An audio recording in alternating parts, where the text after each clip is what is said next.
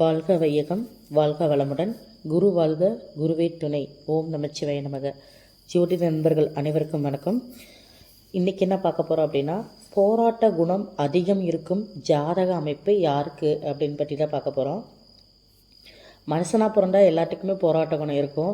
But எந்த பிரச்சனை வந்தாலுமே பார்த்துக்கலாம் அப்படிங்கிற ஒரு வைராக்கியமும் ஒரு போராட்டம், எந்த விஷயத்தையும் நம்ம சமாளிக்க முடியும் அப்படிங்கிற அந்த மனதைரியம் மேக்சிமம் ஒரு சில பேர்த்துக்கு இருக்கும். ஒரு சில பேர்த்துக்குன்னு சொல்கிறத விட ஒரு சில பேர்த்துக்கு உடல் தைரியம் அதிகமாக இருக்கும். உடல் என்ன எவ்வளோ வேலை இருந்தாலும் செய்வாங்க, உடல் பளு நிறையா இருக்கும். பட் ஆனால் மனசு தைரியம் அப்படிங்கிற விஷயத்த ஒரு ஒரு சில கிரகங்கள் ஜாதகத்தில் வலுப்பெற்றிருந்தால் மட்டும்தான் அவங்க அதிகப்படியான மனதைரியத்தோடு இருப்பாங்க. வெளியே ஒரு சில பேர் பார்த்திங்கன்னா மனதைரியமாக இருக்கிற மாதிரி நடிப்பாங்க. ஆனால் ஒரு பிரச்சனை வந்துச்சு அப்படின்னா ரொம்ப பயந்துக்குவாங்க. ஆனால் வெளியே காமிச்சிக்க மாட்டாங்க. ஆனால் வெளியே எந்த பிரச்சனை வந்தாலும் சமாளிச்சுக்கிட்டு அதை ஃபேஸ் பண்ணிவிட்டு கொண்டு போகிற அந்த தைரியம் நிறைய பேர்த்துக்கு அது இருக்கிறதுல ஒரு 100க்கு ஒரு 80% இருக்காங்க. அப்படின்னா அந்த 80%க்கும் எப்படி அந்த ஒரு தைரியம், சமாளிக்கக்கூடிய தன்மை, அந்த மனதைரியம் எப்படி ஜாதகத்தில் இவங்களுக்கு இருக்குதுன்னு நம்ம சொல்லலாம் அப்படின்னு எப்படி பார்க்கலாம் அப்படின்னா, ஒருத்தரோட ஜாதகத்தில் ஆணாக இருக்கட்டும் பெண்ணாக இருக்கட்டும், அவங்களுக்கு சந்திரன் அப்படிங்கிறத மனசுக்காரகர் அப்படின்னு சொல்லுவோம். அந்த சந்திர பகவான் ஒருத்தர் ஜாதகத்தில் நீசமாகாமல், அஸ்தங்கமாகாமல், அஸ்தங்கம் ப்ளஸ் நீசம், அடுத்தது கிரகணம், ராகு கேதுவோட கிரகணம். ஸோ இதெல்லாம் ஆகாமல் இருந்தாலே அவங்க மனதைரியம் அதிகம் இருக்குன்னு ஒரு கட்டத்தில் எடுத்துக்கலாம். ரெண்டாவது விஷயம் என்னென்னு கேட்டோம் அப்படின்னா அந்த சந்திர பகவான் ஆட்சியாகவோ உச்சமாகவோ இருக்குது அப்படின்னாலும் ரொம்ப மனதைரியம் அவங்ககிட்ட அதிகம் இருக்குதுன்னு எடுத்துக்கலாம். ஒரு சில பேர்த்துக்கு பார்த்திங்கன்னா லக்னமும் இப்போ ஒருத்தருக்கு துலா லக்னம் அப்படின்னா துலா ராசியாகவும் இருக்கும். அந்த சந்திரன் அந்த லக்னத்தில் இருக்குது அப்படின்னா ராசி இருக்கும். அப்போ ஒரு ஜாதகத்தில் லக்னமும் ராசியும் ஒரே மாதிரி ஒரே கட்டத்தில் இருக்குது அப்படின்னாலும், ஒரே ராசி ஒரே லக்னம் அப்படி இருந்தாலும் அவங்களும் அவங்க சிந்திக்கிற செயலும் சிந்திக்கிற தன்மையும் ரெண்டும் ஒரே மாதிரி இருக்கும். ஒருத்தர் யோசிப்பாங்க, அதனால் அவங்களால பண்ண முடியாது. பட் மனசு ஒத்து வராது, உடம்பு ஒத்து வரும், மனசு ஒத்து வராது. ஒரு சில பேருக்கு மனசு ஒத்து வரும், உடம்பு ஒத்து வராது. அப்போ என்னென்னா அவங்களோட அது என்ன காரணம் கேட்டோம்னா, லக்னமும் ராசியும் 6-8 இருக்கும், மறைஞ்சிருக்கும். இல்லை லக்ன அதிபதியும் ராசி அதிபதியும் மறைஞ்சிருக்கும். இல்லை லக்னமும் ராசியும் 6-8-12 இருந்துச்சு அப்படின்னா ஒரு விஷயத்த நினைக்கிறாங்க, பட் செயல்படுத்த முடியல அப்படிங்கிறத அதுலேயும் மனசை விட்டு போகிறவங்க நிறைய பேர் இருக்காங்க. ஸோ இது ஒரே ராசி ஒரே லக்னம் அப்படி இருக்கிறவங்க எந்த விஷயத்தையும் செயல்படுத்தணும்னு நினச்சா செயல்படுத்திடுவாங்க. ஸோ இந்த குணம் அவங்ககிட்ட இருக்குதுன்னு எடுத்துக்கலாம்.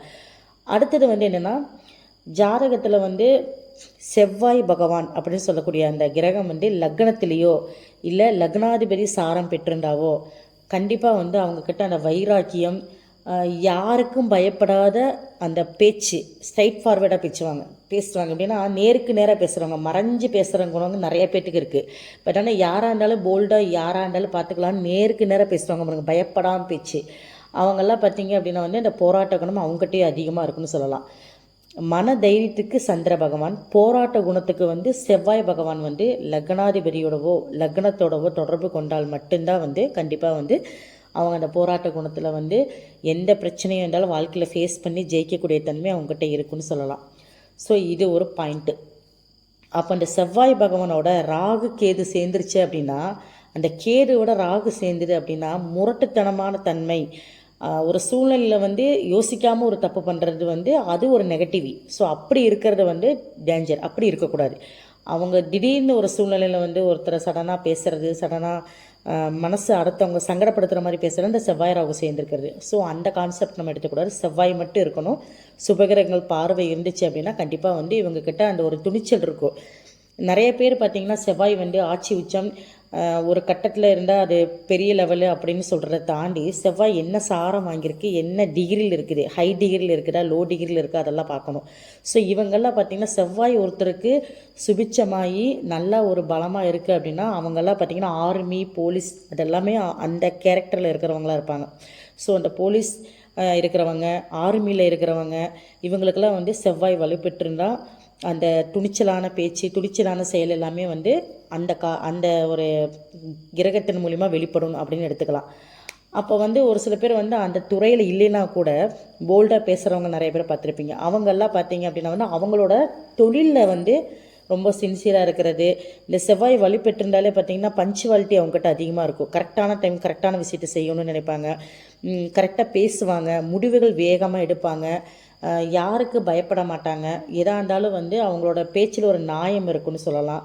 இந்த மாதிரி வந்து வெளிப்படுத்தி அவங்களோட அவங்களோட குரலை வந்து உயர்த்தி வெளிப்படுத்தி நியாயத்தை வந்து நிர்ணயிக்கிறது வந்து இந்த செவ்வாய் வந்து அந்த லக்னாதிபதியோடவோ லக்ன அதிபதி சாரம் பெற்றிருந்தாவோ இல்லை லக்னத்தோட சேர்ந்துருந்தாவோ லக்னத்தில் செவ்வாய் இருந்தாவோ லக்னத்தை செவ்வாய் பார்த்தாவோ இதெல்லாமே வந்து அந்த போராட்ட குணம் அவங்ககிட்ட இருக்கும். இந்த செவ்வாயோட சனி கிரகம் பகை கிரகங்கள் சேரும்போது அது லக்னத்தோடவோ இல்லை 7ஆம் இடத்துலேருந்து லக்னத்தை பார்த்தாவோ வந்து அதிகப்படியான போராட்ட குணம் இருக்கும். அவங்களுக்கு லைஃப்பில் நிறைய பிரச்சனை வரும், பட் ஆனால் ஃபேஸ் பண்ணிட்டு போயிட்டே இருப்பாங்க, பார்த்துக்கலாம் அப்படிங்கிறது. ஸோ இதெல்லாம் இந்த தன்மையெல்லாம் யாருக்குன்னா இந்த செவ்வாய் சனி சேர்க்கை இருக்கிறது, இந்த செவ்வாய் லக்னத்தில் இருக்கிறது. சூரியன் லக்னத்தில் இருந்தாலும் என்ன ஆகுன்னு பார்த்தீங்கன்னா ஆளுமை திறன் அவங்ககிட்ட அதிகமாக இருக்கும். எதுவாக இருந்தாலும் பார்த்துக்கலாங்கிற அந்த ஆளுமை திறன் இருக்கும், கௌரவம் ரொம்ப பார்ப்பாங்க, இந்த மாதிரி தன்மையெல்லாம் இருக்கும். ஸோ சூரியன் செவ்வாய் சேர்ந்திருந்தாலும் அவங்கக்கிட்டே அந்த போராட்ட குணம் அதிகமாக இருக்குன்னு சொல்லலாம். அப்போ ஒருத்தருக்கு வந்து அதிகப்படியான வேலைப்பளு இருக்கிறதுக்கு காரணம் வேலைப்பளு செய்கிறாங்க அப்படின்னாலும் செவ்வாய் வந்து அவங்களுக்கு செவ்வாய் ஜாதகத்தில் வலுப்பெற்றிருந்தாராக இருக்கும். மொத்தத்தில் லைஃப்பில் ஜெயிக்கணும் அப்படின்னா செவ்வாய் நல்ல ஒரு இடத்துல இருந்தது அப்படின்னா கண்டிப்பாக அவங்க வாழ்க்கை எவ்வளோ பெரிய பிரச்சனை வந்தாலும் போராடி சமாளிச்சிருவாங்கிறது நிதர்சனமான உண்மை.